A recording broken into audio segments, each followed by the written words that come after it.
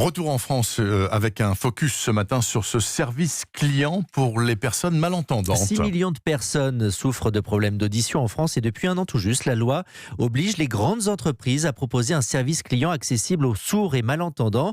Clément Le Saff s'est rendu dans un centre spécialisé qui prend en charge ce service. Oui, bonjour madame, je suis Geoffroy de la Sourline pour Conforama et je vous appelle, c'est pour une personne sourde et elle est en webcam avec moi. Je peux traduire ? C'est parti. Geoffroy est téléopérateur chez Sourdline, le service client des entreprises dans une oreille. Il sert d'interprète en langue des signes. Il y a une cliente sourde qui l'a contacté par webcam. Il fait partie des 18 conseillers de cette plateforme privée à laquelle une quarantaine d'entreprises françaises ont délégué leur service client pour les malentendants. La procédure à suivre pour les personnes sourdes est assez simple. Sur le site de l'enseigne, un numéro les renvoie directement vers une plateforme spécialisée.